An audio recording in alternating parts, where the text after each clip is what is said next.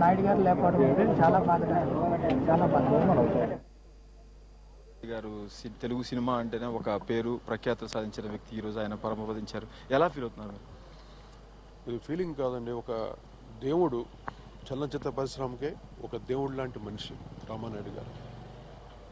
ఒక దేవుడిలో కలిసిపోయాడు అన్న ఫీలింగ్ కలుగుతున్నాం అందరికీ. ఇది చాలా షాకింగ్ న్యూస్ అండి. అంటే ఆయన ఎప్పటి నుండి బెడ్లో ఉన్నారు, కానీ ఇంత త్వరగా ఈ వార్త మేము వింటామని అనుకోలేదు.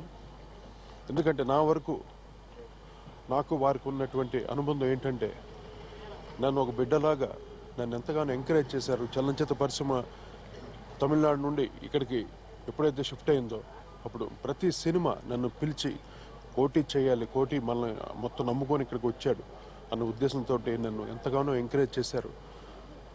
ఈరోజు ఆయన పరమపదించారంటే అది అమ్మా నాన్నగారు పోయినంత ఎంత బాధ అంత బాధ వేస్తాను నాకు. నాయుడు గారు నా చిన్నతనం నుండి నాకు వారితో అనుబంధం చిన్నప్పటి నుండి.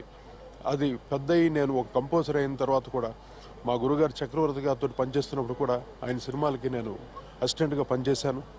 ఆ తర్వాత ఆయన సినిమాలకి నేను మ్యూజిక్ చేశాను, ఎన్నో సినిమాలకి.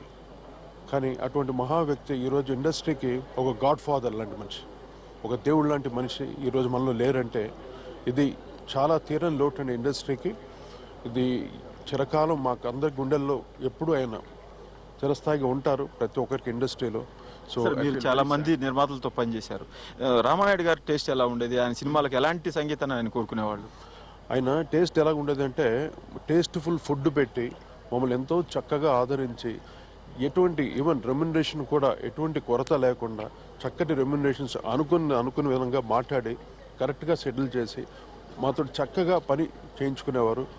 ఆయనకి నేను గిటార్తో ట్యూన్ చేసి పాడుతూ ఉంటే ఎంతో ఇష్టం. పదే పాడించుకుంటూ వినేవారు నేను చేసిన ట్యూన్స్ అన్నిటినీ. సో అటువంటి మహానుభావులు మాకు చాలా బాధకం ఈరోజు. దానికి నేను మాట్లాడలేను. Very sorry.